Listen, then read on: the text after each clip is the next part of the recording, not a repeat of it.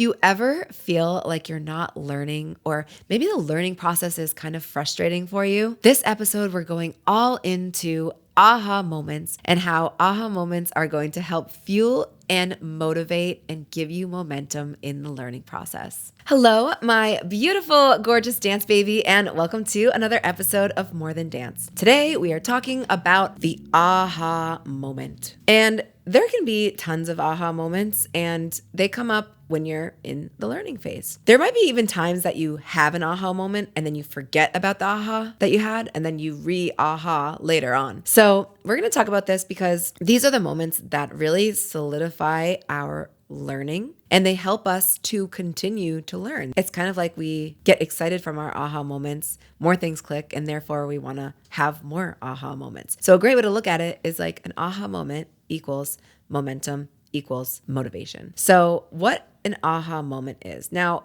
it might not be that you have an aha moment every class, and you don't need to have one. And I think that's step number one, is knowing that not every class are you going to have some very big, large piece of information that's going to click and stick with you and be so epiphany-ish. And at the same time, on the moments where we do have those moments, we want to soak them in and remember why they were an aha moment for our reflections later. Because I remember as a young dancer, there was a lot of learning happening, and it wasn't in a learning way. It was in a do way. And I think when we're adults, we learn in a learning way, which means we understand the fact that we're learning and we know what learning is. So we take information in different ways because we have frontal lobe development to acknowledge that we're learning something. When my newbies begin at the studio, I like for them to know that they're detectives. We know that because they're detecting like, oh, okay, when she did this, that really made sense. And when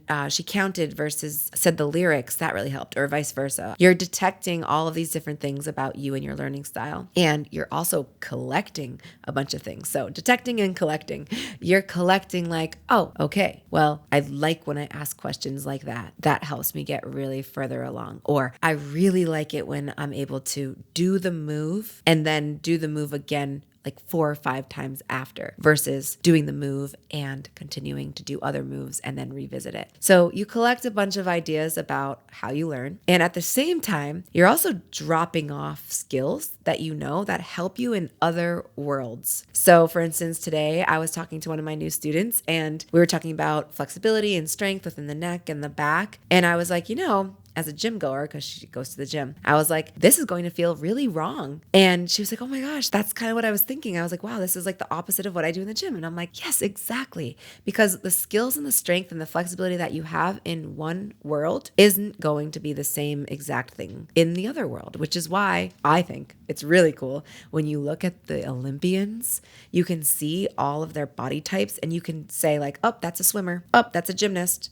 Oh, that's a long distance runner. Oh, that's a sprinter. Because they all have their bodies developed in the way that is going to best suit them for their sport. And they're professional athletes, so you can kind of like see that. Dance is its own thing. We have our own skills that we want to do that help us do technique. I mean, even across the styles of different dance, you'll notice different body types. This isn't so much about body types, it's more about our strength and how we're utilizing our technique. Baseline, we're always going to have ballet elements in all types of dance because that is one of the biggest foundations of dance. And if you don't think it is, take some more ballet classes because you'll really understand that it's anatomically how dance is structured, even if it's not exact. When we're thinking about what we're detecting and collecting, I sound like Joey from Friends when he writes the story for Monica and Chandler. Wait a minute. It is a love based on giving and receiving, as well as having and sharing. And the love that they give and have is shared and received. You're detecting and collecting, and you're also making sure that I don't want to use the word unlearning because you don't want to forget it entirely, but you're forgetting what you know for one world and learning what you need to know for that other world. And I mean, that could be an aha moment in itself when you're in the class and you're like, oh my gosh, that's the exact opposite of what I do when I'm playing soccer, or that's the exact opposite of the form that I use when I'm golfing or playing tennis, whatever the case is. And what I love to do with my students is as they're having these moments where they're really learning. They're learning so much. I mean, like there's so much happening physically and also like mentally because they're actual adults. They know how to take in all the information and categorize it and understand like, okay, well, this is helping me here and this is helping me here. And a great tool that we do at the studio, as you know, we have circle time. And in all classes, I ask, what's your name? What's your highlight? What's your success? And specifically in strut intro, I like to ask, what are you taking home? What was an aha moment? What was something that you really latched onto today that's helping you? And if we are untrained in finding those,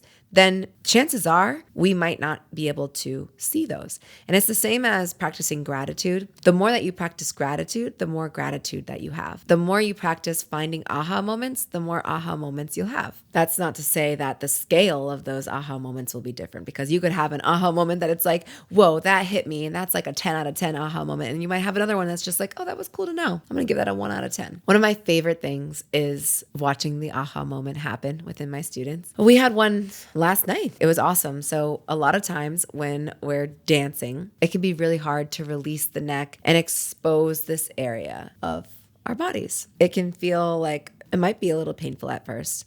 That aside, it's just a very vulnerable position. And I always like to tell this story. We are animals, and animals, when they're like in the wild, they're protecting one of the most sensitive parts of their body, which is our jugular. And so it's very common for an animal to be out in the wild with their shoulders up by their ears, just the same as it is very easy for you to have your shoulders come up by your ears and shrink your head into your shoulder girdle, because that's a protective state. And we do that when we're cold. Think about that. Like you're like, ooh, I'm cold. You do that when you're nervous, when you're shy, when you don't feel like you're a part of something, you might kind of like creep in with your shoulders up.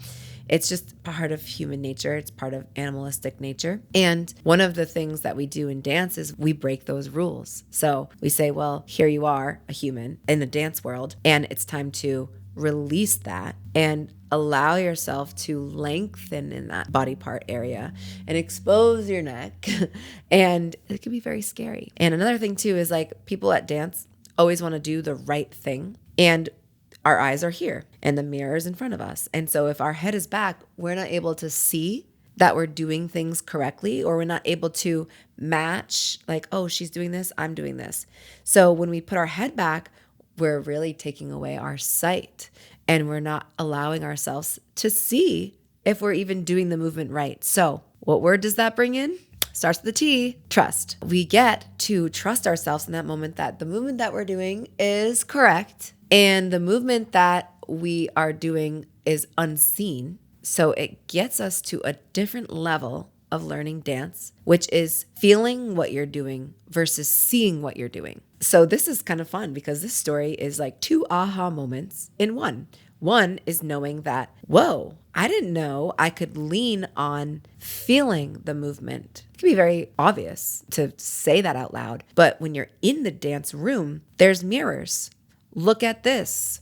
Watch this. When are we really saying, feel this, have this moment and see what it feels like in your body? That is something that I like to say to my dancers so that they are learning to feel what it feels like in their body, which helps them with their memory. And that is what is so cool about how the aha moments are going to keep attaching to other aha moments. And it's like, it's happening right now in this episode. I'm like, oh my gosh, I didn't know I was going to talk about memory, but really everything leads to another thing. So you're getting an opportunity to trust yourself, and you're actually getting a chance to live in the movement full out. Full out is a phrase. If you're not a dancer, that's a phrase that we use. Full out. It means that you're doing the movement in completion, as big as you can, with performance quality. You're in all of the zones. You're in your performance zone, your technique zone, and you're really working on making the movements complete, large, taking up space. The opposite of full out is marking it. Marking it is a wonderful skill to use, and it could be cool to do this exact movement. Let's call it a head roll. And you might mark it, and you might see that my eyes can still see you. And I'm going to use you as my mirror or my audience.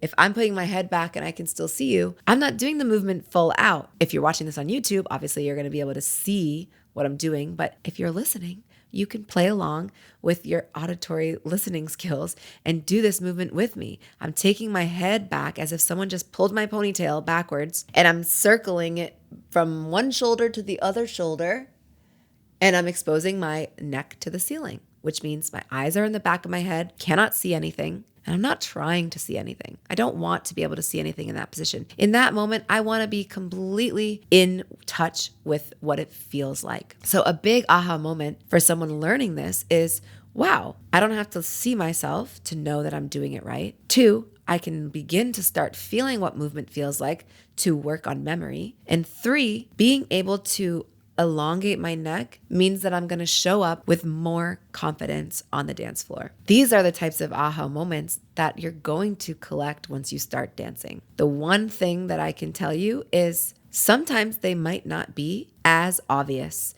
and you might get to really search for them. The way that I search for these, because everything within a skill is another skill. I'm learning how to sew right now. And I notice that I have aha moments on the second or third time that I'm hearing the aha moment happen. So chances are I'll learn something. Maybe I read about it, or maybe I watched a video on it and I heard an instructor or someone talking about something and I recognize like, oh, that's probably a big deal. Then I experience it for myself firsthand. So I'll give you an example.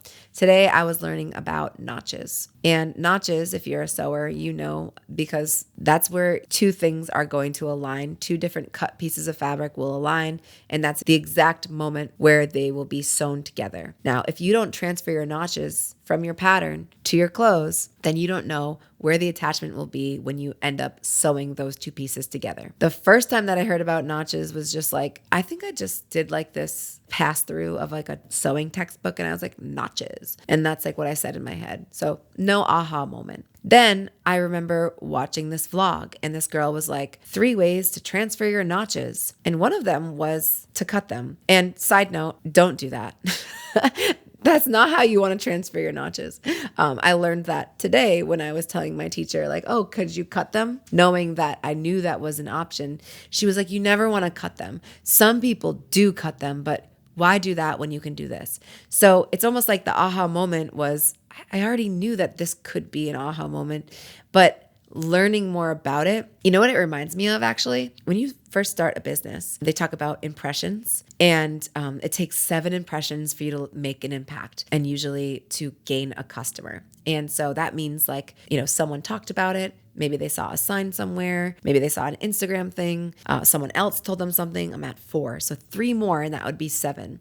So in dance, and in the marketing world and in the learning world, when you're hearing things repetitively, you're going to be able to take those in, and you're taking them in at different times. So for the case of the notches, just to wrap up that story, while I was cutting this piece, I did not transfer my notches because I didn't really know how to. Now I do. So the aha moment was, that is the exact way to do it that's going to benefit my project the most. That was my aha. However, rewinding back to the vlog, the aha moment was notches can be transferred in different ways. And then rewinding a little bit further back to that, notches are something to learn in sewing. So in the case of dance, you can have your aha moment, and your aha moment might be expanded upon other aha moments. For example, we tell you to lengthen your legs and point your toes. So the aha moment could be when I do a calendula. And if you don't know what that is, that's because we invent our own moves